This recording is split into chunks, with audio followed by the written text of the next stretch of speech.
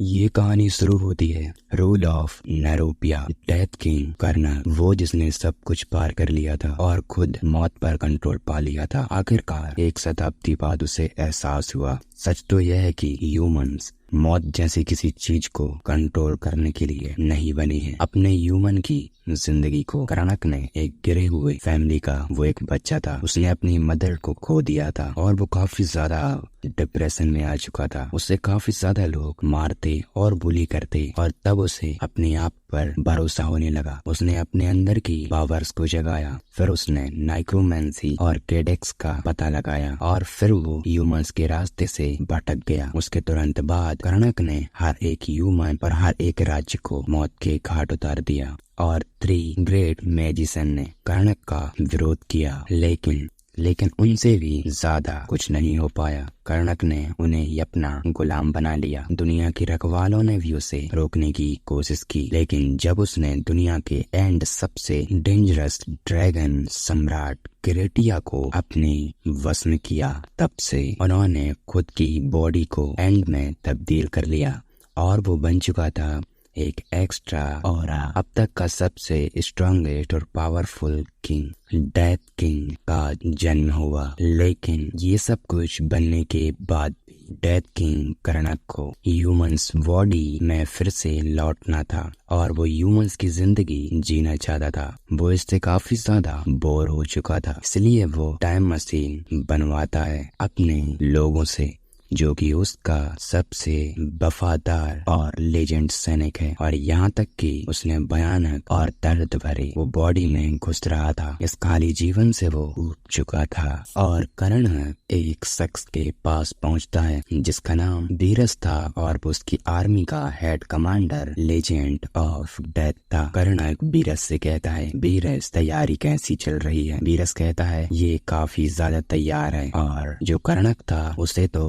Human form में पहुंचना था, इसीलिए वो ये सब कुछ कर रहा था। टाइम को उन दिनों में वापस ले जाओ जहां मैं ह्यूमन था और बीरस इसे शुरू कर देता है और हम देखते हैं एक बहुत ही बड़ी रोशनी के साथ वो दोनों टेलीपोर्ट हो जाते हैं और धीरे धीरे उन दोनों की आंखें खुल चुकी थी और बीरस पहले जाग चुका था और कर्णा को बाद में होश आता है। बीरस उसे जगाता है। वो लोग उसी सुरंग में पहुंच चुके थे जहां से उन लोगों ने इसकी शुरुआत की थी। कर्णक को वही नाइक्रोमेंसी वाली बुक मिलती है जिसने उसे ये सब कुछ ज्ञान दिया था नाइक्रोमेंसी का, और वो उसे तभी उसी वक्त जला देता है क्योंकि उसके पास इसका सारा ज्ञान था और इसका ज्ञान किसी गलत हाथों में ना पड़ जाए। और सबसे ज्यादा गलत तो कर्णा ने ही किया है। सारी ह्यूमनिटी को उसने खत्म कर दिया, सारे राज्यों को उसने तबाह कर दिया और अब वो उस रास्ते पर नहीं चलना चाहता था। लेकिन तभी उसी वक्त बीरस को पेट में गुड़गुड़ होने लगती है और अब इन लोगों को भूख लग चुकी थी। इससे वो काफी ज्यादा खुश होते हैं कि हम ह्यूमंस बन चुके हैं और हमें भूख भी लग रही है। हम एक रेस्टोरेंट को देखते हैं जहाँ पर बहुत सारे लोग खाना खा रहे थे और कर्णक और बीरस ब्रेड खा रहे थे और जोरों जोरों से चिल्ला रहे थे कि ये काफी ज्यादा अच्छा है और खाने में भी काफी ज्यादा अच्छा है, और वो बहुत ही ज्यादा रो रहे थे। और हम देखते हैं कि एक दूसरे टेबल पर एक चिकन का ऑर्डर आता है जिसे वो लोग देख लेते हैं और वो काफी ज्यादा इसे खाना चाहते थे, लेकिन उनके पास पैसे की कमी होने के कारण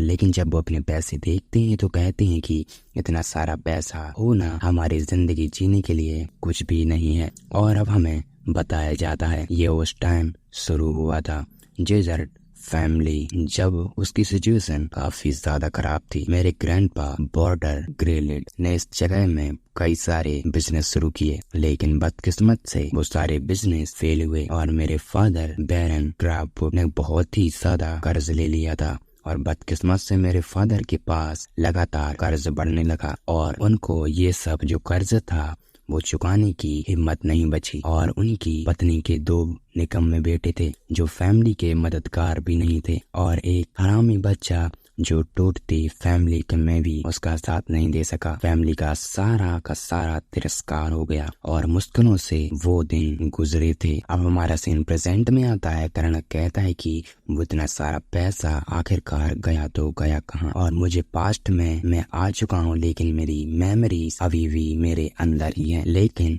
उन दोनों को इससे क्या करना था? उन दोनों को तो सिर्फ चिकन खाने से मतलब था। वो लोग रेस्टोरेंट से चिकन खाकर निकलते हैं और बीरस का पेट इतना ज्यादा फूल चुका था जिससे उसका देखकर ऐसा लग रहा था जैसे कि उसका आखिरी महीना चल रहा है। वो लोग घोड़े भी खरीदते हैं जो कुछ लोगों ने उसे ज्यादा ही दामों में दे दिए थे और वो लोग आखिरकार अपनी राज्य लौट आते हैं। और हमें बताया जाता है बीरस के बारे में। बीरस एक अनाथ बच्चा था, इसलिए आरामदायक जिंदगी वो नहीं जी सका। उसके मदर फादर घोटलेबाज थे। आधी रात में बीरस को छोड़ने से पहले वो मैं ही था जिसने उसे तब खोजा था जब वो भूख प्यास और जिंदगी से मरने वाला था। बाद में बीरस को मैं अपने घर ले गया और फादर ने मेरे हैरानी से इससे रहने की परमिशन भी दे दी। और हमारा सीन प्रेजेंट में आता है। बीरस कर्णक से कहता है वहाँ पर देखो, क्या ये वही जुजारस्ट निवास है तुम्हारा? और कर्णक कहता है बड़ी बड़ी दीवारें, एक छत, 2 मंजिलों वाली और चारों ओर खूबसूरत गार्डन, ये वही है। इसे नकारा नहीं जा सकता। ऐसा लगता है कि उन लोगों ने इसे पूरी तरह से सजा दिया है,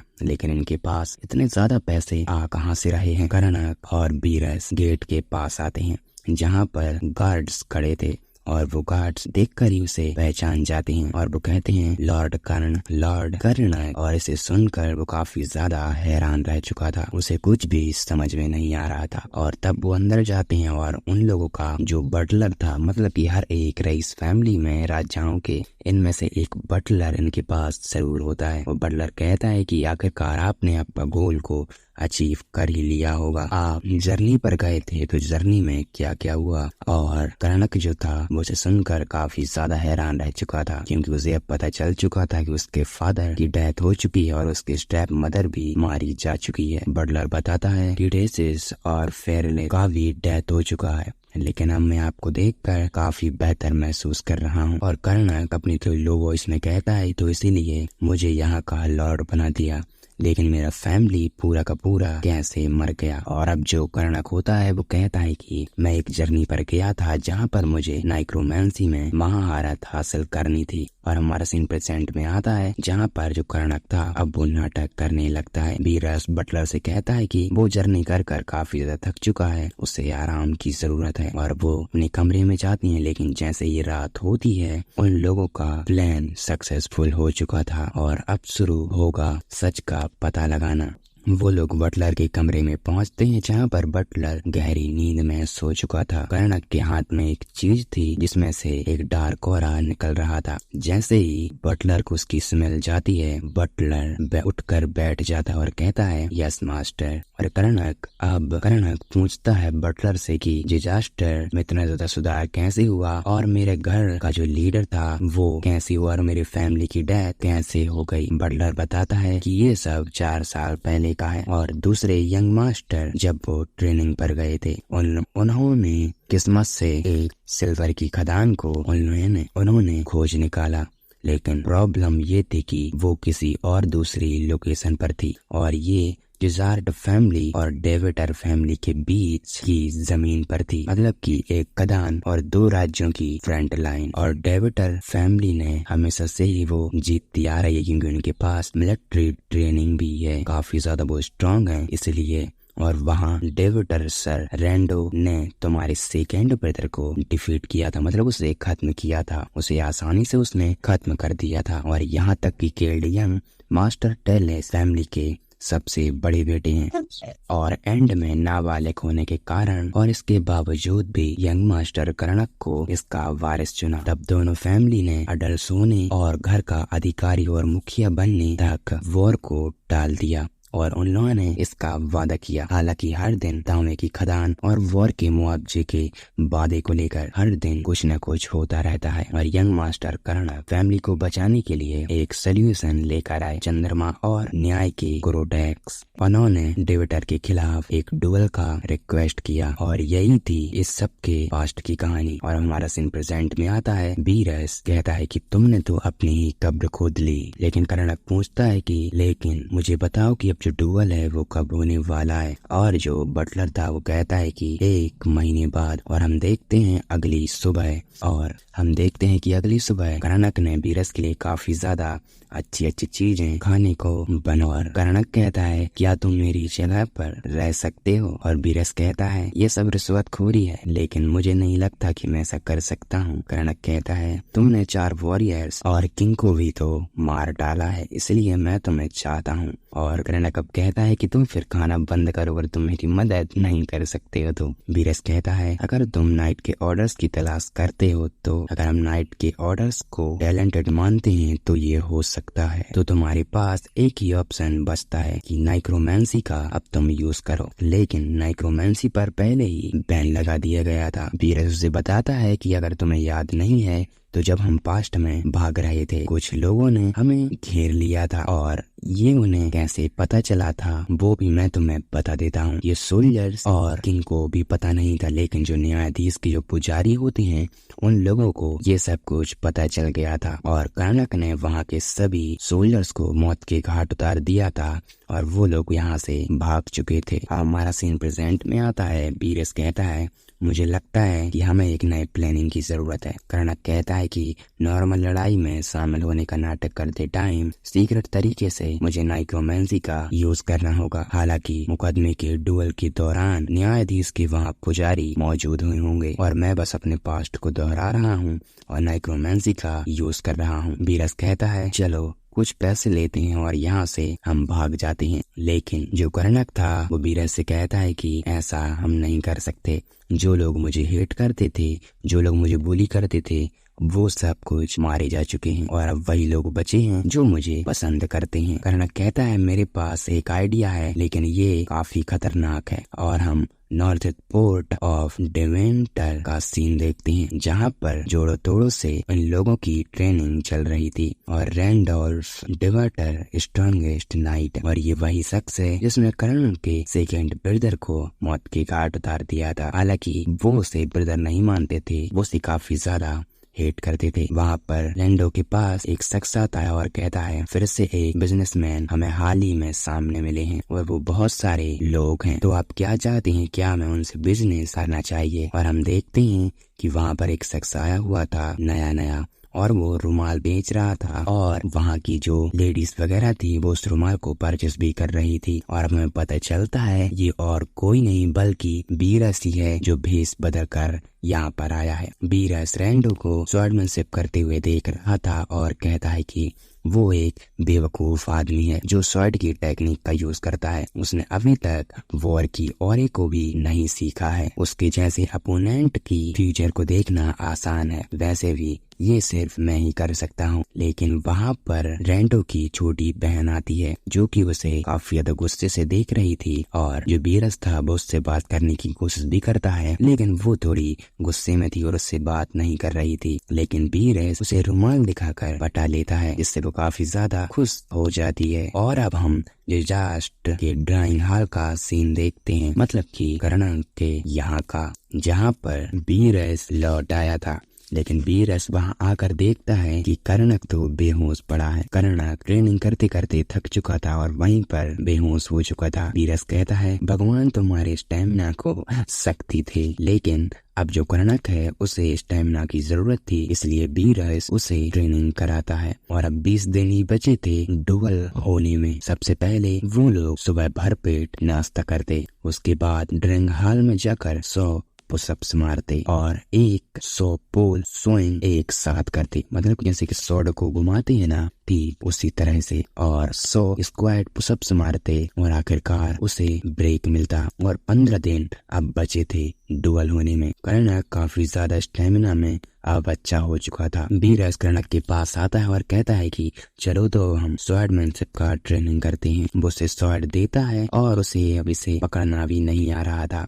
बीरस कहता है तुम्हारे जो आर्म है वो कांप रहे हैं, तुम देख किधर रहे हो, तुम्हारे कंधों को आराम दो और तुम्हारी वजन और तुम्हारी एड़ियों को थोड़ा ढीला छोड़ो, तुम घुटनों को थोड़ा मोड़ते क्यों नहीं हो, और तुम्हारी जो बाहें हैं उन्हें भी थोड़ा कसकर पकड़ो। और फाइनल रिजल्ट तुम लोगों के सामने है और हम देखते हैं कि दोनों का बैटल शुरू हो जाता है, जहाँ पर वीरस उसे आसानी से हमला कर पा रहा था, उस पर हमला करता है जिससे वो पहले हमले में तो डिफीट नहीं हुआ था। इससे पता चलता है कि उसका ट्रेनिंग उसके लिए काम आ रहा है। कर्णक वीरस के हमले को डॉज कर लेता है, लेकिन जो वीरस था वो कर्णक पर एक वार करता है जिससे वो पीछे जा गिरता है। वीरस कर्णक को रैंडोल्फ के बारे में बताता है कि वो किस तरह से फाइट करता है। रैंडोल्फ को दिखावा करने की आदत है, इसलिए वो व्यूअर के सामने अपना स्किल दिखाने की कोशिश जरूर करेगा। अपने अपोनेंट के साथ वो खिलवाड़ नहीं करता है। हालांकि ये बात अलग है कि उसका अपोनेंट लड़ने की इच्छा को ही खो देता है और खिंची हुई ज्यादा लंबे टाइम तक लड़ाई करने से उसके सम्मान को नुकसान पहुंचेगा, इसलिए वो अपने अपोनेंट को एक पल में ही हराने की सोचता है। तुमको ये दिखाना होगा कि तुम गिव अप नहीं कर रहे हो और ऐसा करो कि तुम एक झटके में ही मत मरो। और हम देखते हैं बस 5 ही दिन बचे थे डुअल होने में। अब कर्णक भी काफी ज्यादा अच्छा हो चुका था स्वॉर्डमैनशिप में, लेकिन वो डिफेंस में काफी ज्यादा कमजोर था, जिससे वो वीरस कर्णक को काफी इजीली डिफीट कर देता है। और अब 4 दिन बचते हैं, कर्णक फिर से डिफीट हो जाता है। 3 दिन बचते हैं, कर्णक फिर से डिफीट हो जाता है। और 2 दिन बचते हैं, कर्णक फिर से डिफीट हो जाता है। और आखिरी दिन था और दूसरे दिन वीरस कर्णक से कहता है, मुझे लगता है कि आप अब तैयार हो चुके हैं, तो अब मैं आपको फाइनल पार्ट बता देता हूँ। मैं आपको मार्शल किंग की शॉट की टेक्निक सिखाऊंगा। मैंने मार्शल किंग रेपेंसल को छोड़कर उन सभी की टेक्निक सीख ली थी। कर्णक कहता है, लेकिन तुमने उसे क्यों नहीं सीखा? वीरस कहता है कि आपने ही तो उसे एक अनडेड पर्सन में तब्दील कर दिया था। और कर्णक अब थोड़े दिमाग पर जोर डालता है और कहता है कि हाँ। और वीरस कहता है, वैसे भी आज हम सीखेंगे मार्शल किंग लेवून की डिफेंसियल शॉट टेक्निक। लेकिन कर्णक कहता है, क्या ये 2 दिन में पॉसिबल भी हो पाएगा? वीरस कहता है कि हमें ये आज ही कंप्लीट करना होगा। और हम देखते हैं कि डेवेंटर और डिजास्टर की फ्रंट लाइन को, जहाँ पर लोग आपस में बात कर रहे थे कि आज कौन जीतेगा, डेवेंटर या फिर डिजास्टर। डिजास्टर में हमारा कर्णक है और डेवेंटर में रैंडोल्फ है, जो आज तक किसी से नहीं आ रहा है। और कर्णक कहता है कि वीरस, तो चलो इसे हम शुरू करते हैं। वीरस कहता है कि हाँ यंग मास्टर, हमने काफी ज्यादा इंतजार किया इस पल का। हम एक पुजारी को देखते हैं जो कहता है कि सभी लोग शांत हो जाओ। दोनों खानदानों के बीच ये एक समझौता हुआ था कि इन दोनों का डुअल होना तय है और फाइट करके उस खदान का फैसला होगा। मेरा मतलब है कि उस वाइन का फैसला होगा। हम देखते हैं कि कर्णक भी वहाँ पर आ चुका था और रैंडोल्फ भी वहाँ पर आ चुका था। जो पुजारी होता है वो कहता है कि मैं तुम लोगों को फाइट के नियम समझा देता हूँ। फाइट के इक्विपमेंट की अवेलेबिलिटी तुम पर लागू होती है और एल्यूमिनियम के नाम पर क्या तुम्हें ये सब कुछ करना भी है या फिर नहीं, तुम ये सब अपने ऊपर ही प्रतिज्ञा ले सकते हो। हम देखते हैं कि रैंडोल्फ ने पहले अटैक किया होता है कर्णक पर, लेकिन कर्णक अपनी शील्ड से उसे ब्लॉक कर लेता है, उसे दूर फेंकता है और रैंडोल्फ फिर से उस पर अटैक कर देता है, लेकिन कर्णक पीछे हटकर डॉज कर लेता है। और हमें बताया जाता है कि वो काफी ज्यादा तेज नहीं है, बल्कि वो अपने अपोनेंट को धमका रहा है। वो आसानी से बता सकता है कोई भी कि वो अपने अपोनेंट को हरा सकता है। और हम देखते हैं कर्णक अपना काफी ज्यादा हिम्मत जुटाकर काफी ज्यादा चिल्लाता है और कहता है,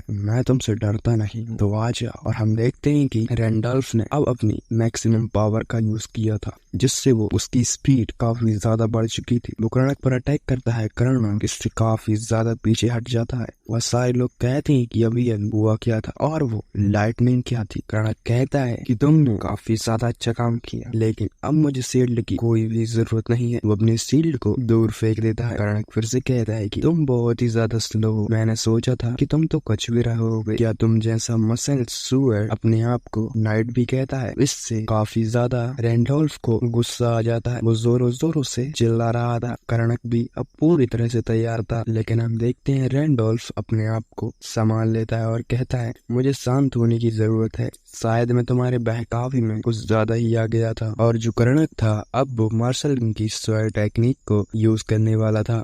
और हमें बताया जाता है मार्शल किंग की स्वॉर्ड टेक्निक, इसका यूज रियलिटी में वॉर एक्सपीरियंस वाले लोग किया करते हैं। वो इसे ठीक से यूज करने में कामयाब नहीं हो सकता, तो इसे यूज करने की तो दूर की बात है। मैं नहीं जानता कि ये बेवकूफ उस टेक्निक को कैसे सीखने में कामयाब हुआ, लेकिन क्या उसने सचमुच सोचा है कि उसकी जीत की गारंटी भी उसे दी जाएगी। हम देखते हैं कर्णक के फ्लैशबैक को। कर्णक जब ट्रेनिंग में था और बीरस से वो बात करता है। बीरस से कर्णक कहता है, क्या तुमको लगता है कि ये सिर्फ एक ही दिन में सीखना पॉसिबल हो भी पाएगा मार्शल किंग की टेक्निक? बीरस कहता है कि आपको बस मोटे तौर पर इसे कॉपी करना है, ना कि इसे सीखना है। एक बार ये खत्म हो जाने के बाद आपको दोबारा स्वॉर्ड नहीं उठानी पड़ेगी। ये बस इतना ही स्किल है कि आपको लोगों को दिखाना है कि आप काफी ज्यादा स्किल हैं और आप ट्रेनिंग भी ले रहे थे, लेकिन हमारी असली प्लानिंग तो कुछ और ही रहेगी। अब हमारा सीन प्रेजेंट में आता है और रैंडॉल्फ ने अटैक कर दिया था कर्णक पर और वो काफी ज्यादा बार सहने के बाद भी उस पर एक बार करता है, जिससे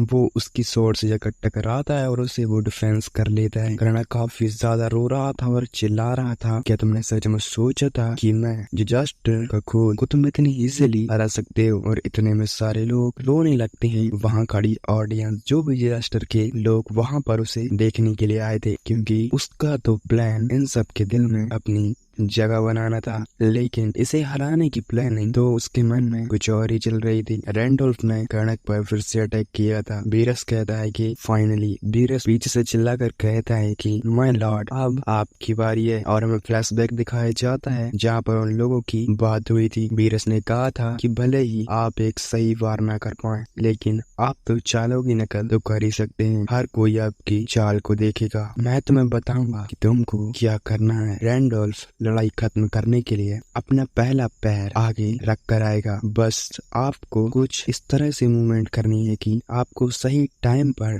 बिना मूवमेंट करवाए अपने स्वॉर्ड को जमीन में गाड़ देना है। रैंडोल्फ कहता है कि क्या इसने उस सीखिए ने सचमुच मेरे हमले को ब्लॉक कर लिया? उसने अपने स्वॉर्ड को नीचे गाड़ दिया था, जिससे उसकी स्वॉर्ड तो रुक चुकी थी। और बीरस कहता है उसके तुरंत बाद आपको अपनी स्वॉर्ड को जोरों से घुमाना है। जैसे ही कर्णक अपनी स्वॉर्ड को घुमाता है, रैंडोल्फ थोड़ा पीछे धकेला जाता है और फिर उसके बाद आपको अपनी स्वॉर्ड को खींचकर पकड़ना है और रैंडोल्फ पर वार कर देना है, जिससे उस पर एक छोटा सा वार लग चुका था और इस स्ट्राइक का नाम था डबल अपरकट ओवरकिल। लेकिन जो रैंडोल्फ था वो कहता है कि क्या तुम बिल्ली जैसी खरोंच से तुम मुझे हरा भी सकते हो? लेकिन कर्णक कहता है मुझे इसके बाद तुम्हारे लिए दुख महसूस होगा। और हम देखते हैं जहाँ पर कर्णक ने अभी अभी वार किया था, वहाँ से ब्लैक ऑरा आने लगता है। वो ब्लैक ऑरा धीरे धीरे बढ़ने लगा था। रैंडोल्फ उसे ब्लैक ऑरे को काटने की कोशिश करता है, लेकिन जो कर्णक था वो उस पर वार करने के लिए आगे बढ़ चुका था। लेकिन रैंडोल्फ ने उस पर बहुत ही ज्यादा तेज किक किया था, जिससे वो काफी ज्यादा दूर जा गिरता है। और ये प्लानिंग का पार्ट ही यही था कि रैंडोल्फ के कुछ खून के छींटे को बाहर निकालना और फिर रैंडोल्फ कर्णक के ही कंट्रोल में होगा। तभी बीरस जोरों से चिल्लाकर कहता है कि ये तो नाइक्रोमैंसी है, यही पावर है एक डेविल की। वहाँ पर पुजारी पहले से ही मौजूद थे और वो पुजारी अपने सोल्जर से कहता है कि जल्दी से रैंडोल्फ को रोको। हम देखते हैं जैसे ही उन लोगों के पास जो पुजारी और वो सैनिक रैंडोल्फ के पास पहुँचते हैं, रैंडोल्फ उन लोगों पर अटैक कर देता है। धीरे धीरे वो नाइक्रोमैंसी रैंडोल्फ को अपनी चपेट में ले रही थी। एक सोल्जर उस पुजारी से कहता है ऐसा लग रहा है कि वो कर्स को कंट्रोल कर रहे हैं। पुजारी कहता है ऐसा इसलिए है क्योंकि वो इसे कंट्रोल करने में अभी स्किल नहीं है। हमारे पास कोई चॉइस नहीं है। अब हमारे पास एक ही चांस है कि हमें उसे जान से मारना होगा। हम देखते हैं सभी सोल्जर्स और पुजारी ने उसके पेट में अपने अपने भाले और स्वॉर्ड को घोंप दिया था, जिससे उसके पास जाता है और कहता है कि अभी इसकी सांसें नहीं चल रही हैं। पुजारी कहता है सेल कमांडर को इसकी जांच करने के लिए यहाँ पर भेजो। पुजारी इस बारे में कहता है डेविटर की सेना ने एक डार्कनेस का सामने किया और एक डुएल भी उसने रैंडोल्फ के साथ किया और ये हमारी देवी का अपमान है। हमने इस डुएल को जीत लिया है कर्णक। और हमारा सीन शिफ्ट हो जाता है रैंडोल्फ की छोटी बहन के घर पर, जहाँ पर कुछ पुजारी उसके घर की खाना तलाशी लेने के लिए आए थे। उन्हें वहाँ पर एक चीज भी मिलती है, जिससे वो लेडी कहती है कि ये सर बाल बढ़ाने का फॉर्मूला है जो कि मुझे एक बिजनेसमैन ने दिया था। वो हमेशा से अपने बालों को झड़ते से लेकर काफी ज्यादा चिंतित था, लेकिन वहाँ पर एक मेड थी जो कहती है माय लेडी, ये नाइक्रोमेंसी के कुछ टुकड़े तो बिल्कुल भी नहीं हो सकते हैं, लेकिन वहाँ का जो पुजारी था वो कहता है कि जल्द ही इसकी सुनवाई भी होगी। शिफ्ट होता है कर्णक की तरफ, यहाँ पर कर्णक जोरों तोरों से खाने में लगा था और ये बस एक जश्न की दावत थी। और 1 महीने हम पहले का सीन देखते हैं जहाँ पर बीरस ने कहा था, तो आप मुझे बता रहे हैं कि नाइक्रोमेंसी का आप यूज करेंगे, क्या आप पूरी तरह से सीरियस हैं? मैं कहता है ऑफिशियली तौर पर कमांडर वहाँ पर मौजूद होंगे, तो मुझे वहाँ पर उन्हें बेवकूफ बनाने में ज्यादा कामयाब होना चाहिए। ऐसी सिचुएशन में जहाँ हम एक दूसरे से फाइट कर रहे होंगे तो ये बताना मुश्किल होगा कि मंत्र आखिरकार कौन पढ़ रहा है। ये अनबीटेबल है कि मैं स्ट्रॉन्ग और हाई लेवल की नाइक्रोमेंसी का यूज करूंगा, इसलिए मुझे सबसे पहले उसके पीछे जाना होगा। बीरस कहता है ऐसा लगता है कि फिर तो कोई चिंता की बात ही नहीं होगी। कर्णक कहता है लेकिन मेरे पास एक सवाल है, अगर मैं ऐसा करना चाहता हूँ तो मुझे अपोनेंट की कुछ खून की बूंदें चाहिए होंगी, लेकिन मेरी करंट स्किल के साथ ऐसा कभी भी नहीं कर पाऊंगा, मेरा ब्लेड उसके करीब भी नहीं पहुंच पाएगा। और इसके बाद बीरस ने कहा था कि मैं आपकी मदद जरूर करूंगा। और हमारा सीन शिफ्ट होता है गेसीलैंड ग्रेट टेम्पल की ओर, जहां पर एक पुजारी कहता है कि क्या तुमने डेवोटर डार्क पावर की जांच की है? ये काफी ज्यादा बड़ा मुद्दा है, इसीलिए हमें इसकी रिपोर्ट को कंफर्म करना होगा। और जो पुजारी वहाँ पर आया हुआ था रिपोर्ट को लेकर, वो कहता है कि एक्सपीरियंस और हमारी जांच के मुताबिक हम इसको लेकर कंफर्म हैं। ये कोई नॉर्मल सा नाइक्रोमेंसर नहीं था, गॉड ने हमें इसकी चेतावनी दी है और ये उसी से मेल खाता है। हम कर्णक की ओर देखते हैं, कर्णक और बीरस वो तो जश्न मना रहे थे और कहते हैं कि इस बार वर्ल्ड हमारे खिलाफ नहीं बल्कि हमारे साथ है। कर्णक कहता है इसलिए मुझे अपनी नाइक्रोमेंसी को स्ट्रॉन्ग करने की जरूरत है, इसलिए मुझे पकड़े गए बिना नाइक्रोमेंसी का यूज करने का तरीका मैं खोजूंगा जरूर। और ये बाद का सीन देखते हैं जहाँ पर कर्णक एक सर्कल पर बैठा हुआ था और वो कहता है नेगेटिव एनर्जी, डार्कनेस और डीप नाइट, भ्रष्ट एनर्जी को बुलाओ और फिर उसे फिल्टर कर दो और अपनी प्योर एनर्जी को इकट्ठा करो और फाइनली सॉर्ड और रे। इसीलिए इसे तुरंत मुझे मैजिक में इसे प्रोसेस करना होगा। और जैसे ही वो ये सब कुछ करता है वो कामयाब हो जाता है और कहता है ये वर्क कर रहा है और उसके पास एक रेड फ्लेम आ चुकी थी। हम देखते हैं बीरस को जो एक नाइट के साथ ट्रेनिंग कर रहा था और इस नाइट का नाम गिमलिन है। और गिमलिन कहता है कि हम आज के लिए इतना ही रहने दे सकते हैं। बीरस कहता है कि हाँ। गिमलिन कहता है कि आप काफी ज्यादा अच्छे नाइट बनने वाले हैं और क्या आप चाहते हैं कि आप हमारे साथ आज ड्रिंक करने क्यों नहीं आते? बीरस कहता है मुझे यंग मास्टर ने एक काफी ज्यादा इम्पोर्टेंट काम सौंपा है। पर हम देखते हैं गिमलिन वहाँ से चला जा चुका था और बीरस कर्णक के पास पहुँचता है और कहता है कि लंच टाइम हो गया है यंग मास्टर, लेकिन कर्णक उस पर एक अपनी फायर से वार कर देता है। बीरस से आसानी से डॉज कर लेता है और कर्णक कहता है कि पहले तुम्हें नॉक करना चाहिए था। बीरस कहता है आपने अभी किस टेक्निक का यूज किया? देखने में तो ये नाइक्रोमेंसी नहीं दिखता है। कर्णक कहता है वो काफी ज्यादा तेज नाइक्रोमेंसी है और इस पर बात करना थोड़ा कठिन है। ये है अकिन टू माना। इस दुनिया में ह्यूमंस पावर के 4 तरीके होते हैं, एक नाइट का बैटल ऑरा, एक मेज का माना और एक सर्कल डिवाइनिटी और लास्ट में बचता है नाइक्रोमेंसी, डार्कनेस की पावर। ये पावर तुम्हारे बॉडी में एनर्जी को जमा करती है और जब ये पूरी तरह से प्रोसेस हो जाता है तो एक बार जब तुम पूरी पावर को इकट्ठा कर लेते हो तुम्हारी पावर ट्रांसफॉर्म हो जाएगी। लेकिन एक पावर को एक चीज में बदलने के लिए जो भी तुम्हें चाहिए वो सबसे बेस्ट होना चाहिए। एक बार जब तुम्हारी आत्मा को पहले ही एक पावर दी जाएगी तो तुम्हें और दूसरी पावर का तुम यूज नहीं कर पाओगे। बीरस कर्णक से कहता है एक बार जब कोई इस पावर को चुन लेता है तो इसमें बदल नहीं सकता। कर्णक कहता है मैंने अपनी पावर को बदला नहीं है, मैंने बस इसे सेकेंड स्टेज पर मैं लेकर गया हूँ। नाइक्रोमेंसी जो डेथ एनर्जी को और भ्रष्ट एनर्जी का यूज करती है और ये एक गंदा माना है, इसलिए मैं इसके साथ काम करता हूँ क्योंकि मेरी परवरिश खराब हुई है। लेकिन ऐसा नफरत और दोस्त जैसी नेगेटिव फीलिंग को दूर करना होता है। डार्कनेस और मौत की प्योर एनर्जी को छोड़ना और उसे माना में तब्दील करना। इस तरह से ये सब कुछ पूरा हुआ। देखने में ये नॉर्मल दिखता है, लेकिन इसका यूज काफी ज्यादा खतरनाक है। बीरस कहता है, जब आपने ये कहा तो मैं माना को महसूस कर सकता था, और हम देखते हैं गिमलिन ने काफी ज्यादा मॉन्स्टर्स को खत्म कर दिया था। गिमलिन कहता है कि तुम सब ने अच्छा काम किया है, तो मैं इसकी रिपोर्ट खुद जाकर लॉर्ड को दूंगा। और हम देखते हैं कि गिमलिन पर एक मॉन्स्टर पीछे से हमला कर देता है, लेकिन बीरस वहाँ पर आकर उस मॉन्स्टर्स को खत्म कर देता है और कहता है, गिमलिन क्या आप ठीक हैं? और गिमलिन कहता है, सर बीरस आपका काफी ज्यादा शुक्रिया। बीरस कहता है, लेकिन आपने कहा था कि आजकल मॉन्स्टर काफी ज्यादा पैर हो रहे हैं। गिमलिन कहता है, हाँ होंगे क्यों नहीं, क्योंकि अब वो दोगुने स्ट्रांग हो गए हैं। मुझे लगता है कि वो अफवाहें सच है। बीरस कहता है, वो कैसी अफवाहें हैं? और उससे वो बताता है कि गॉडनेस सर्कल एक ऐसी दुनिया जहाँ ह्यूमनिटी की रक्षा करने वाली सेविंग गॉड का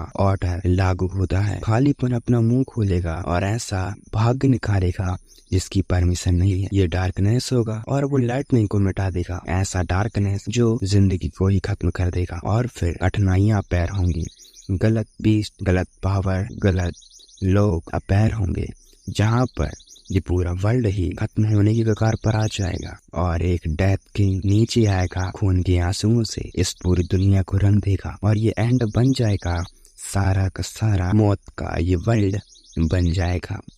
गॉड के बाद निकट के सारे आइसलैंड में मॉन्स्टर्स अपैर होना शुरू कर देंगे। नाइक्रोमैंसर अनकंट्रोल हो जाएंगे, जिनसे काफी ज्यादा दुर्घटनाएं अपैर होने लगेंगी। धार्मिक पुजारी उन्हें रोकने की घोषणा भी करेंगे। वो उनके खिलाफ जाएंगे दुनिया की रक्षा करने के लिए, और गॉड की ब्लेसिंग के खिलाफ वो लड़ना शुरू कर देंगे। बीरस करणक के पास आता है और कहता है, ऐसा पहले तो कोई गॉड नहीं था, पास्ट लगातार बदल क्यों रहा है? करणक कहता है, मैं थोड़ा नाराज हूँ, हमारे पास इसकी पूरी इन्फॉर्मेशन नहीं है। मैं नहीं जानता कि यहाँ पर और अभी डेथ किंग कौन है, लेकिन दुनिया को खत्म करना इतना आसान तो बिल्कुल नहीं है। हमें बस अपनी जगह में रहना है और जिंदगी का मजा लेना है। और 7 दिन बाद एक पुजारी वहाँ पर आता है और कहता है, मैं आपसे मदद चाहता हूँ। और कर्ण कहता है, मैं किसी गॉड से रिलेटेड आदमी को कैसे मना कर सकता हूँ? और हम एक शख्स को देखते हैं जो कि भागता हुआ जा रहा था। सोल्जर्स उसका पीछा कर रहे थे और काफी ज्यादा वो चिल्ला रहे थे कि इसे पकड़ लो और यहीं पर खत्म कर दो, लेकिन वो शख्स नाइक्रोमेंसी का यूज करता है, जिससे वो उन सोल्जर्स को वहीं पर खत्म कर देता है। और ये सब बीरस और कर्णक एक पेड़ पर बैठे देख रहे थे। कर्णक कहता है, ये देखने लायक नजारा है। बीरस कहता है, देख आप थोड़ा जरा देखिए दूर से। और कर्णक कहता है, उसके शब्द, मंत्र और सभी टेक्निक सभी गलत हैं। मुझे शुरुआत से ही लगा था, यह हमें अब जल्दी कर देनी चाहिए, इससे पहले कि वो उसे अपने कंट्रोल में कर ले। हमें उससे आगे निकलने की जरूरत है। और वो शख्स एक टनल में पहुंच जाता है जहां पर उसे गर्मी महसूस होती है, और लेकिन वहाँ पर कर्णक और बीरस पहले ही पहुंच चुके थे। बीरस कहता है, तुम वहाँ गए, हमें तुम्हारी चिंता हो रही थी कि तुम देर से आ रहे हो। लेकिन वो शख्स वहाँ पर भी बहुत सारी स्पिरिट को समन करता है। बीरस कहता है कि ये काफी ज्यादा है और मैं इन स्पिरिट को स्वर्ण से काट भी नहीं सकता। लेकिन कर्णक कहता है कि अब वो टाइम आ गया है जब मैं अपने माना को टेस्ट कर सकूं। और हम देखते हैं कि वो बहुत ही बड़ा धमाका करता है, जिससे वो पूरा गुफा ही उड़ जाता है। वो बहुत ही बड़े बड़े एक्सप्लोरर गिराता है, जिससे उसकी सारी जो स्पिरिट थी वो पूरी की पूरी डिफीट हो जाती हैं। और जो नाइक्रोमैंसर वहाँ पर था वो कहता है कि क्या तुम एक मेज हो, और वो अपनी ट्रू पावर को शो करता है, जिससे एक बहुत ही बड़ी इविल स्पिरिट सामने आती है और वो उस पर हमला कर देता है कर्णक पर। नाइक्रोमैंसर कहता है कि मैं तुम्हारे चेहरे पर अब डर देख सकता हूँ, लेकिन जो कर्णक था इससे उसको काफी ज्यादा गुस्सा आ जाता है। और हम देखते हैं कि उसकी इविल स्पिरिट कर्णक के पैरों में आ गिरती है, और कर्णक ने मिस नाइक्रोमैंसर नहीं बल्कि मिस क्रेंजो नेशन का यूज किया था, और वो उस नाइक्रोमैंसर को वहीं पर पकड़ लेते हैं। वह सेम बटलर की तरह उस पर भी वैसा ही वार करते हैं। और जो कर्णक था अब उस नाइक्रोमैंसर से पूछता है कि तुमने अपनी नाइक्रोमैंसर वाली पावर को कैसे अचीव किया था। और वो नाइक्रोमैंसर बताता है कि ये बस एक किस्मत से मुझको मिला था। मैं हमेशा की तरह अपने दुखों और सड़कों में घूम रहा था और अचानक से एक गली में मुझे डार्कनेस ने घेर लिया और एक अननोन पावर मेरी बॉडी में एंटर करने लगी। मुझे एहसास हुआ कि ये मेरा फ्यूचर बदल देगा। ऐसी पावर को अचीव करने के साथ साथ मैंने एक सेकंड के लिए भी नहीं सोचा। इन पावर का यूज करना आसान था और मैं जल्द ही स्ट्रांग हो गया। फिर मैंने अपनी पावर से उन सभी को मार डाला जिन्हें मैं नापसंद करता था और मैं उस महल में घुस गया। कर्णक कहता है तो ये तुम्हें रैंडमली मिली थी। कर्णक उसकी पावर को अब्सॉर्ब कर रहा था, लेकिन बीरस कहता है क्या तुम उसकी पावर भी ले रहे हो? क्या तुमको इस तरह से बैड एनर्जी को बचाना इतना ज्यादा मुश्किल है या फिर नहीं? लेकिन कर्णक कहता है कि मुझे इसकी फिलहाल में तो जरूरत है। और हम देखते हैं पीछे से कुछ आवाजें आती हैं कि वहाँ पर हमें कुछ आवाजें सुनाई दे रही हैं और वहाँ पर जो सोल्जर से ढूंढ रहे थे नाइक्रोमैंसर को वो इनकी आवाजें थी। और हम कुछ दिनों बाद का सीन देखते हैं जहाँ पर कर्णक बीरस से कहता है कि ये सब कुछ मेरी वजह से हुआ है। लेकिन बीरस कहता है कि इससे आखिरकार आपका मतलब क्या है? क्या इसका लेना देना कुछ टाइमलाइन से है? कर्णक बताता है कि मेरे पास बहुत सारी एनर्जी थी और हमने अपनी बॉडी को इसे संभालने के लिए हमने एक नई बॉडी को बनाया था। इसलिए हमने अपनी पावर को छोड़ दिया और अपनी स्पिरिट को अलग कर दिया ताकि हम अपनी ओरिजिनल ह्यूमन फॉर्म में लौट सकें। लेकिन मुझे लगता है कि मैंने फ्यूचर के साथ कुछ छेड़छाड़ की है। मैंने अपना जिंदा बॉडी छोड़ दिया और एक्स्ट्रा स्लीप बनाने के लिए अपनी एनर्जी को खर्च किया। तो कुछ ये ऐसा बन गया जो ना तो बॉडी है और ना ही स्पिरिट है। मुझे लगता है कि मेरी नाइक्रोमैंसर पावर मेरी बॉडी की बजाय मेरी सोल से बनी हुई है। मेरी पावर मेरी आत्मा में चली गई थी जो कि मेरी अभी करंट में भी है, लेकिन मेरा बॉडी इसे संभालने में नाकाम है, इसलिए मैं उनका यूज नहीं कर सकता हूँ। बीरस कहता है कि अगर ये पावर आपकी अभी भी यहाँ पर है तो इस दुनिया को खत्म करने के लिए ये काफी होंगी। और सचमुच मुझे निराशा महसूस हो रही है। कर्णक कहता है दुनिया पर भरोसा करना बकवास है। हम पहले ही से एक बार बर्बाद करने की कोशिश कर चुके हैं। मैं दोबारा से उसे नहीं दोहराना चाहता हूँ। तुम्हें पता है कि रिजल्ट जो है वो क्या होने वाले हैं। हम अगले दिन देखते हैं कि बीरस और कर्णक एक जर्नी पर निकल चुके थे। वो लोग एक कैसल के बाहर आते हैं और कर्णक कहता है कि बीरस क्या तुम्हें कुछ याद आया? और वो लोग डरार्थ एडवेंचरस गिल्ड के पास आ गए थे और बीरस उस एडवेंचर गिल्ड वाले शख्स को कुछ पैसे भी देता है। कर्णक कहता है कि हमें छोटी से छोटी जानकारी भी चाहिए। उनके पास बहुत सारे डॉक्यूमेंट वो लाकर रख देता है, लेकिन वहाँ पर बहुत सारी गलत जानकारियां थी, जैसे कि एक घोटने की घटना और एक जगह जहाँ पर एक कुत्ते ने एक मुर्गी को खा लिया। तभी वहाँ पर एक शख्स आता है जो कहता है कि तुम लोग मेरा बिलीव क्यों नहीं कर रहे हो? हमारे टाउन में एक नाइक्रोमैंसर है और वो उस एडवेंचर्स के पास जाता है और कहता है कि मुझे इसकी रिपोर्ट दर्ज करनी है। वो एडवेंचर्स कहता है क्या तुमने इस बात का जो इन्फॉर्मेशन है क्या वो टेम्पल में दिया? और वो शख्स कहता है कि नहीं, वो लोग मुझ पर तो बिलीव ही नहीं करेंगे। कुछ टाइम पहले किंग नाम का एक शख्स हमारे टाउन में रहने के लिए आया था। उसने आते ही अपने एक हवेली में रहना शुरू कर दिया और वो अपनी प्यारी सी मुस्कुराहट के साथ फ्लर्ट करता है। मुझे नहीं पता कि इतने कम उम्र में उसके पास इतना सारा पैसा कहाँ से आ रहा है, लेकिन वो सिटी के लोगों को जैसा बनाने के लिए हर टाइम फेस्टिवल अनाउंस करता है। उसने अपनी कुछ अजीब स्किल के साथ सारी वेरगन वुमेन्स को अपने वश में कर लिया है। यहाँ तक कि उसमें से एक मेरी मंगेतर भी थी। जो लोग वहाँ पर खड़े हुए थे वो कहते हैं कि ये कोई प्ले बॉय जैसा लगता है और ये एक अमीर और हैंडसम बॉय है, इसलिए इसका कोई भी डार्क पावर से लेना देना नहीं है। वो शख्स वहाँ से चला जाता है। कर्णक और बीरस ये सब कुछ सुन रहे थे। कर्णक कहता है हमें कुछ आज अच्छा तो नहीं मिला है। बीरस कहता है मैंने सुना है कि पास ही में रेस्टोरेंट है, हम वहाँ पर क्यों नहीं जाते हैं। वो लोग बाहर आकर बीरस कहता है कि क्या आपको क्लियो नाम के लड़की के बारे में थोड़ा शक नहीं हो रहा। कर्णक कहता है कि हाँ, यही कारण है कि वो विलेज की वेरगेन वुमेन्स को चुनता है और उनकी सोल के साथ छेड़छाड़ करता है। ये जरूरी है कि वो किस तरह का ब्लैक मैजिक को इस्तेमाल कर रहा है। और तभी कर्णक वहाँ पर चेक करता है तो कर्णक कहता है कि यहाँ पर एक बैरियर है और यहाँ तक ये नहीं है बल्कि एक हाई रैंकिंग का एक बैरियर है। इसे पता लगाना थोड़ा कठिन होगा लेकिन ये काफी ज्यादा स्किल है। तभी हम एक पुजारी को देखते हैं जो कि वहाँ पर उन दोनों को देख रहा था और कहता है कि हेलो तुम दोनों। और वो कहता है कि मैं एलियस हूँ और मैं यहाँ का एक होवाटा का एक पुजारी हूँ। बीरस उस पुजारी से कहता है कि ये है जजास्ट के बैरन कर्णक और मैं हूँ उनका नाइट बीरस। कर्णक कहता है कि रास्ते से गुजरते टाइम मैंने कुछ अजीब अफवाहें सुनी हैं, इसलिए मैं उन्हें देखना चाहता हूँ। पुजारी कर्णक से थोड़ी लो वॉइस में कहता है कि ये लेकिन एक बात की पॉसिबिलिटी है कि इस शहर में कोई नाइक्रोमेंसर छुपा है, यहाँ तक कि कोई ठोस सबूत ना होने के कारण मैं ऐसा नहीं कर सकता।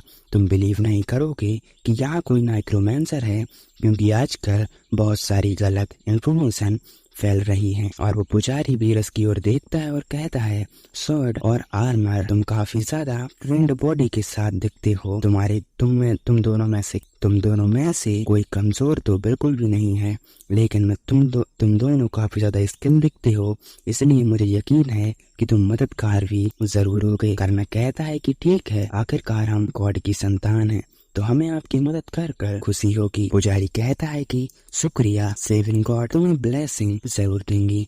और हम देखते हैं कि वो लोग उसी बिल्डिंग में आ चुके थे जहाँ पर वो नाइक्रोमेंसर आता जाता रहता है, लेकिन वो लोग एक चर्च में आए थे। पहले तो दो लोग उसका वेलकम करते हैं और पहले का नाम जो टाउन चर्च हेड ग्रेज था और वहाँ पर एक लेडी भी थी जिसका नाम नून जूलिया था। पुजारी उस चर्च के लीडर से कहता है कि ये बुरी बात है कि हम यहाँ पर बिना बताए आ गए, क्योंकि इसका मतलब ये है कि टाउन में कोई भी खतरा नहीं है। और हम देखते हैं उस पूरे चर्च में एक बैरियर लगा हुआ था और जो टाउन का चर्च था वो उस नाइक्रोमेंसर मतलब किलियो को ये इन्फॉर्मेशन देने के लिए चाहता है कि किलियो सर, टाउन के लिए आपके लिए कुछ मैसेज लेकर आया हूँ और मैसेज ये है कि कुछ लोग जांच करने के लिए आए थे। और किलियो कहता है जैसे कि तुम्हें कोई भी गड़बड़ दिखे मुझे तुरंत मैसेज करो। हम बीरस कर्णक कहता है कि यहाँ तक कि इस किलियो लड़के के बारे में आपकी राय काफी ज्यादा पॉजिटिव है, पूरे टाउन में इस आदमी ने धोखा फैला रखा है। पुजारी कहता है उसके बारे में लोगों से पूछताछ करना समय की बर्बादी है, हमें उससे खुद ही मिलना होगा। कर्णक कहता है क्या हम उसके महल में जाने वाले हैं, क्या सिर्फ आप पूछताछ करने नहीं आए थे।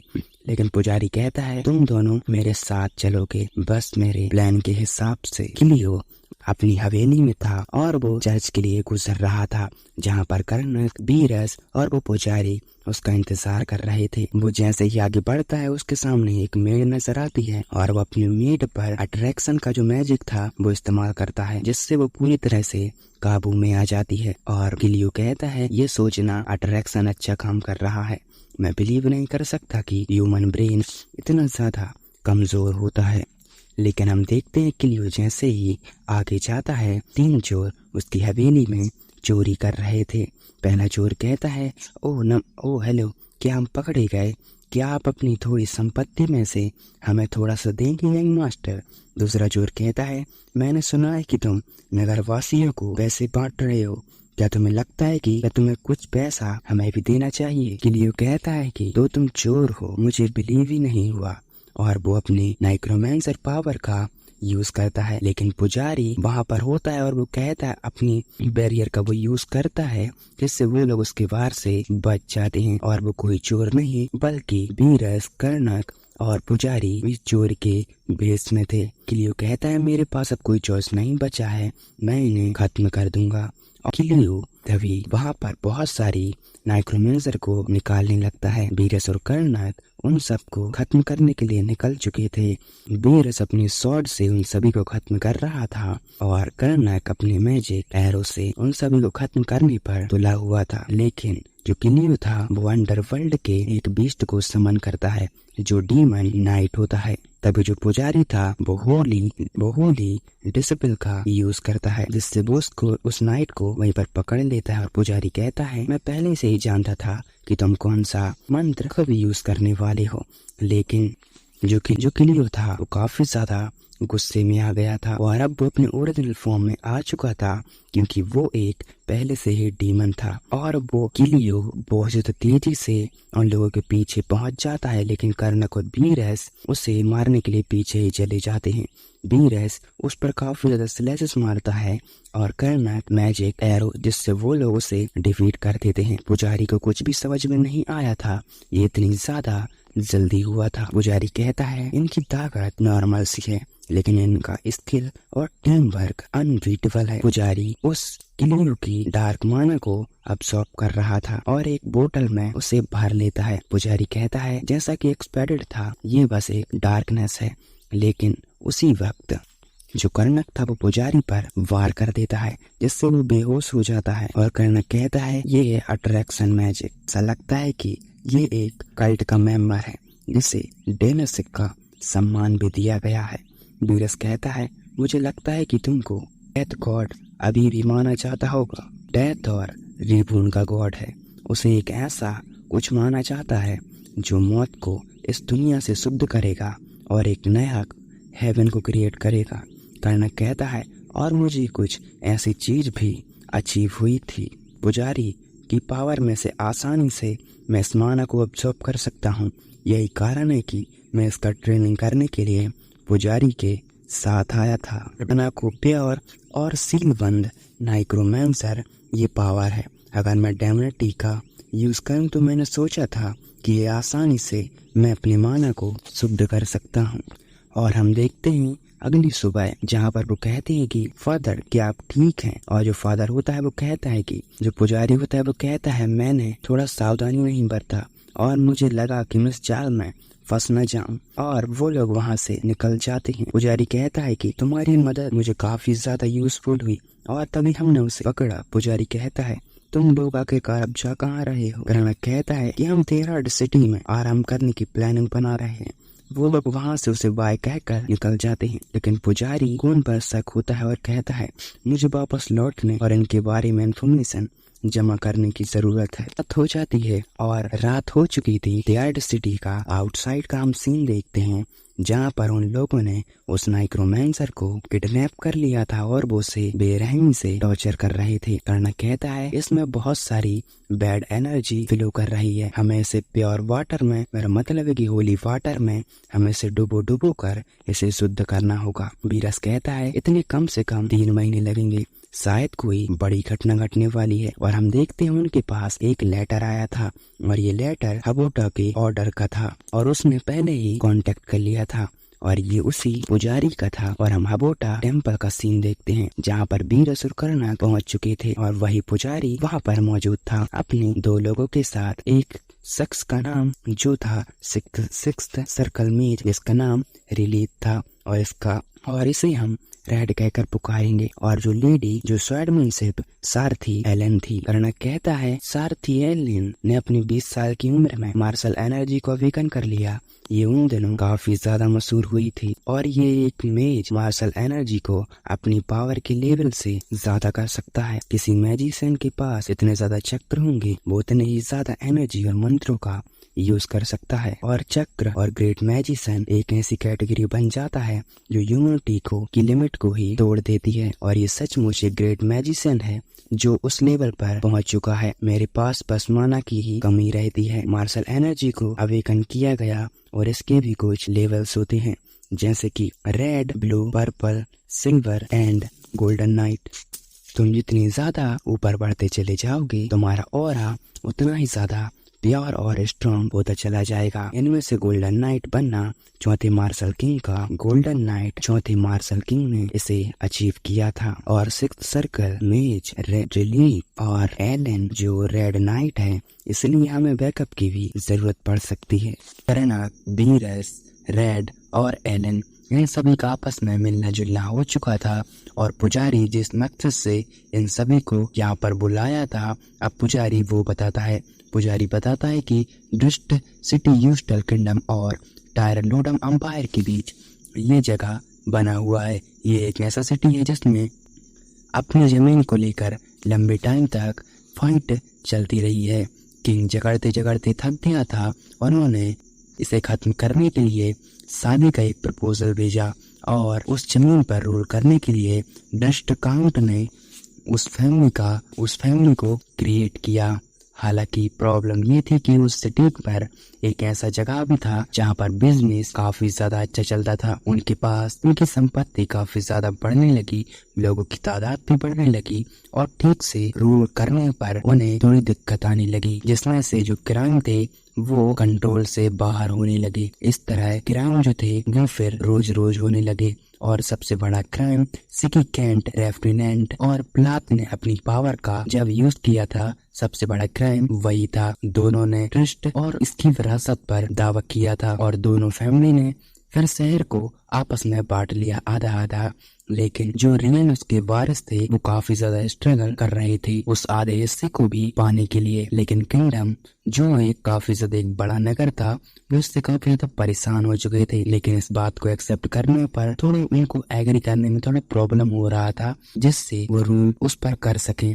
लेकिन उन लोगों ने एक नया काउंटडाउन शुरू किया और इस तरह से सदियों तक ये फाइट जारी रही। लेकिन डार्कनेस के बाद रात ने इस जीत को हासिल कर लिया और जो 10 बिजनेसमैन में से एक था और उसने नाइक्रोमैंसर के साथ ये सब कुछ काम किया था और उसने अपने गोल को भी अचीव कर लिया था। इसके बाद रात ने तेजी से लेफ्टिनेंट पर हमला करना शुरू कर दिया था, लेकिन उन्होंने बहुत सारी परेशानी खड़ी कर दी थी, इसलिए लेफ्टिनेंट ने नाइक्रोमैंसर और प्लाथ की खोज की थी इसलिए और फिर उसने हमला जो है वो कर दिया था। और जैसे ही नाइक्रोमैंसर का यूज किया और जैसे ही वो कंफर्म हुआ तो ये सब एक चाल वगैरह थी और लड़ाई जो थी वो लेफ्टिनेंट की जीत से समाप्त हुई थी, वो खत्म हुई थी और प्लाथ बहुत ज्यादा मुश्किल से अपना नाम लिखने में कामयाब हुआ था। लेफ्टिनेंट पर नाइक्रोमैंसर यूज करने का जो आरोप है वो लगाया गया है, लेकिन रेड जो होता है वो कहता है ये सही है, लेकिन हमें केयरफुली आगे बढ़ने की जरूरत हो सकती है। अगर हम कुछ गड़बड़ करते हैं तो फ्यूचर में जो नाइक्रोमैंसर को पकड़ने में परेशानी हो सकती है, तो हमें अपना बेस बदलना होगा और हम शहर में घुसपैठ कर सकते हैं। और ये प्लान पुजारी का था। पिछला ग्रुप पुजारी फिर से बताता है कि पिछले ग्रुप जिसे हमने लेफ्टिनेंट की सिटी पर भेजा था उनका निशाना अचानक से गायब हो गया और वो काफी ज्यादा स्किल्ड थे और एडवेंचरर्स थे। एलन कहती है ये खतरनाक हो सकता है, पूरा सिटी हमारे खिलाफ हो सकता है। पुजारी कहता है हाँ मैंने इसलिए तुम सभी को यहाँ पर बुलाया है, मुझे तुम पर बिलीव है। एलन, रेड, बीरस और कर्नल। और हम देखते हैं लेफ्टिनेंट मेनर अंडरग्राउंड चेम्बर का सीन जहाँ पर बहुत सारी आवाजें आ रही थी। लोगों को बेरहमी से टॉर्चर किया जा रहा था, उन्हें चेंसों से बांध दिया था। एक शख्स वहाँ पर आता है और कहता है कि उन्हें ऑर्डर दिए काफी ज्यादा टाइम हो चुका है, क्या तुमको लगता है कि वो अब तुम्हारे लिए कोई कदम उठाने वाले हैं? और वो उन लोगों का लीडर जो था कहता है कि हमें उन लोगों का वेलकम करना होगा। और हम देखते हैं कि हबोटा वैसव स्ट्राव, इसका नाम वैसव था और वैसव वहाँ करे जो भी अपराधी वगैरह थे जिसने उसे किडनैप करके रखा था वो उन पर अपनी नाइक्रोमैंसी से वार कर देता है। और हम देखते हैं कर्नक और कर्नक की पूरी टीम उस सिटी में एंटर कर चुकी थी, लेकिन अंदर जाते ही उन पर एक डायर से वार होता है। हालांकि ये जानलेवा नहीं था, लेकिन इससे रेड की जो सोने की पोटली वाली थैली होती है वो फट जाती है और उसके सोने के सिक्के नीचे गिरने लगते हैं और कुछ बच्चे अचानक से आते हैं और उसके सारे सोने के सिक्के लेकर भाग जाते हैं। रेड कहता है ये जगह काफी ज्यादा खतरनाक है, हमें यहाँ पर रुकने पर हम भरोसा ही नहीं कर सकते। लेकिन पुजारी कहता है मुझे एक जगह पता है, तो तुम मेरे पीछे आओ, मुझे पता है कि मैं प्लाथ मैनर में जा सकता हूँ। और प्लाथ मैनर वही है 2 परिवारों में से जो कि हारा था और लेफ्टिनेंट जो था वो नाइक्रोमैंसी की वजह से जीत गया था। तो आई होप कि तुम्हें समझ में अब आ रहा होगा। और हम वहाँ पर देखते हैं प्लाथ फैमिली की लीडर जिसका नाम सेल्ड रेरा था और हम उसे शील्ड कहकर ही पुकारेंगे। पुजारी शील्ड से कहता है कि इस मामले में मैं तुमसे एग्री करता हूँ, लेकिन रेफनेंट के खिलाफ ऑपरेशन से रिलेटेड मैं तुम्हारी मदद चाहता हूँ। शील्ड कहती है मैं तुम्हारी मदद जरूर करूंगी, क्या तुम्हारे पास कोई प्लानिंग है? पुजारी कहता है मैंने सोचा है कि रेफनेंट पर हम घात लगाकर हमला करेंगे। शील्ड कहती है उसके पास ज्यादा फोर्स तो नहीं है, तो ये पॉसिबल हो सकता है कि, लेकिन उसके पास नाइक्रोमैंसर के बारे में हमारे पास कोई भी जानकारी नहीं है। और पुजारी जो होता है वो कहता है कि जब नाइक्रोमैंसर से लड़ने की बात आती है तो ये लोग काफी ज्यादा एक्सपीरियंस लोग माने जाते हैं।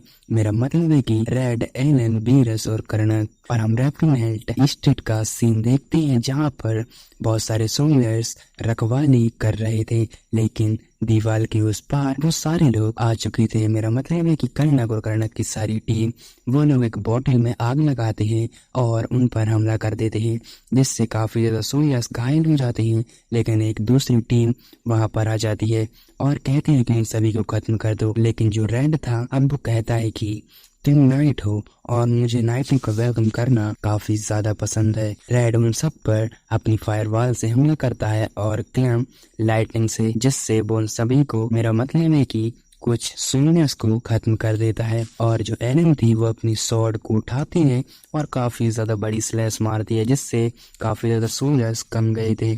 लेकिन कर्नक और बीरस पर कुछ सोल्जर्स पीछे से हमला करते हैं। बीरस उन्हें काफी ज्यादा इजीली डिफीट कर देता है। और जो कर्नक था, कर्नक का तो सीधा हमला है मैजिक एरो, लेकिन वहाँ के जो भी सोल्जर्स थी ना वो खत्म हो चुके थे। लेकिन एलन जो होती है वो कहती है नाइक्रोमैंसर को अब तक बाहर आ जाना चाहिए, लेकिन वो आ क्यों नहीं रहे हैं? मेरा तो यही मतलब है कि वो उस बिल्डिंग थी कि वो उस बिल्डिंग के नीचे भी होंगे और उनको अंदर लाना काफी ज्यादा फायदेमंद होगा।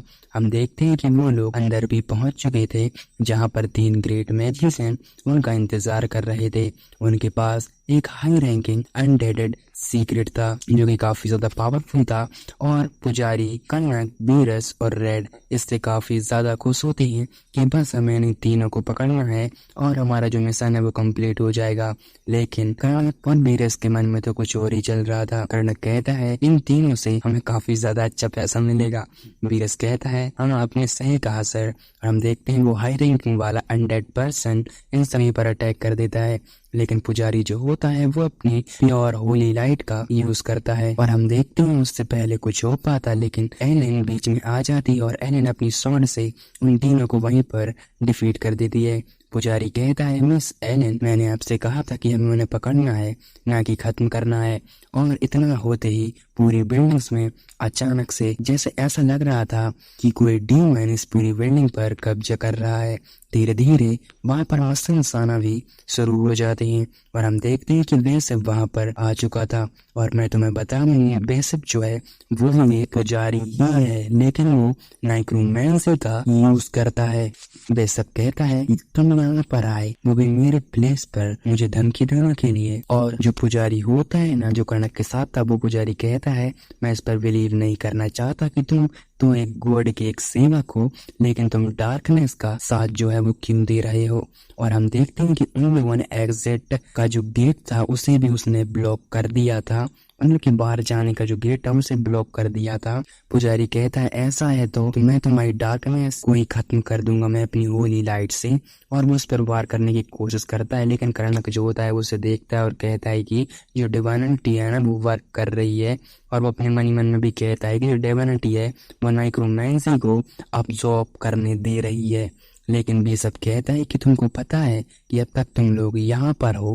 बेसिप कहता है क्या तुम्हें पता है कि अब तक तुम जिन भी लोगों से मिले हो क्या वो रियल नाइक्रोमैंसर यूजर भी थे? नहीं, बिल्कुल भी नहीं, वो सब नाइक्रोमैंसर नहीं थे, वो तो बस एक प्यादे थे जिन्हें मैंने वहां पर भेजा था। और तुम्हारी मुलाकात रियल नाइक्रोमैंसर से हुई है और तुम सचमुच बदकिस्मत हो। और हम देखते हैं कि जो वहां पर मसल्स फैल रहे थे सारे लोग कहते हैं कि वहां कुछ आ रहा है। हम देखते हैं कि बहुत सारे वहां पर मॉन्स्टर्स अपीयर हो जाते हैं। हाँ, जो देखने में तो मॉन्स्टर ही लग रहे थे, लेकिन सच कहूं तो ये मुझे कठपुतलियां भी लग रही है। तभी जो पुजारी था वो वहां पर एक बैरियर को क्रिएट करता है, लेकिन वो कठपुतलियां एक ही पंच में उसके बैरियर पर क्रैक करती है और दूसरे पंच में उसका बैरियर ही तोड़ देती है। सारे लोग पीछे जा देते हैं और पुजारी को और रेड को उन लोगों ने काफी ज्यादा इजीली डिफीट कर दिया था और उन्हें पकड़ लिया था। लेकिन एलन हार नहीं मानती और एलन उस कठपुतलियों पर हमला कर देती है। लेकिन एलन को भी वो वहीं पर पकड़ लेता है क्योंकि उसकी स्वॉर्ड से उस कठपुतली पर घंटा फर्क नहीं पड़ा था। और हम देखते हैं लेकिन बीच में वीरस आ जाता है और उस कठपुतली का हाथ इजीली काट देता है और उसकी चेस्ट पर भी हमला करता है, जिससे वो उस कठपुतली को डिफीट कर देता है। एलन वीरस से कहते हैं कि तुमने बिना ऑरा यूज किए उस पर ऐसा कैसे वार किया। वीरस जो होता है वो बताता है कि उनके वीक पॉइंटों का अंदाजा लगाना थोड़ा मुश्किल है, लेकिन मुद्दा ये नहीं है, हमें बस इसे थोड़ा पहचानने की जरूरत है। कर्णक जो होता है वो मन में कहता है कि नाइक्रोमैंस इस तरह से काम नहीं कर सकती है। भले ही मैं अपने ऑरे को नाइक्रोमैंसर पावर में भरने की कोशिश क्यों न करूं। और अब वो टाइम आ गया है जहाँ पर मुझे अपनी थ्योरी को टेस्ट करने की जरूरत है। बिशप जो होता है वो उसे देख कर काफी ज्यादा गुस्सा आ रहा था क्योंकि बीच में कर्णक ने एंट्री ले ली थी। बिशप कहता है कि इन दोनों को मुझे खत्म करना होगा। मेरा मतलब है कि कर्णक और वीरस को हवोटा ऑर्डर की सील से नाइक्रोमैंसर स्कूल को भी मुझे अब्सॉर्ब कर लेना चाहिए था। लेकिन हम देखते हैं कि मेरा एक एविल स्पिरिट एलन की ओर बढ़ रही थी। एलन उससे भाग भी रही थी। वो स्पिरिट उस पर हमला करती है। एलन बड़ी मुश्किल से डॉज कर पाती है, लेकिन वो स्पिरिट एलन को ही पकड़ लेती है। और कर्णक इसे सुनकर इसे देख कर कहता है कि मेरा अंदाजा काफी ज्यादा सही था, ये बैरियर जो है वो इसे बढ़ाता जा रहा है। लेकिन बेसब जो होता है वो कहता है कि अभी तुमने किया क्या। और कर्णक जो होता है वो कहता है मैंने कुछ भी नहीं किया, बस मैं तुम्हें बता रहा हूँ एक डेथ किंग की पावर क्या होती है। और हम देखते हैं कि जो बेसब था वो डेड ऑफ अंडरवर्ल्ड का यूज करता है, जिससे काफी ज्यादा नाइक्रोमैंसर यूजर वहां पर आ जाते हैं। और बीरस कहता है कि आप उन्हें भी समझ कर सकता है। और कर्णक कहता है मैं इसकी नाइक्रोमैंसी पर बिलीव नहीं कर सकता, उन्हें समझना जरूरी है, तो लड़ने के लिए तैयार हो जाओ बीरस। कर्णक जो होता है वो अपनी डार्क ब्लेड का यूज करता है, जिससे वो उन सभी को डिफीट कर पाता है। और बेसब जो था बेसब को गुस्सा आता जा रहा था और कहता है ये बुरा नहीं है, लेकिन मेरी जो अंडरवर्ल्ड पावर है वो इन सबके सामने बेकार है। मुझे लगता है कि मुझे उसे बुलाने की जरूरत है।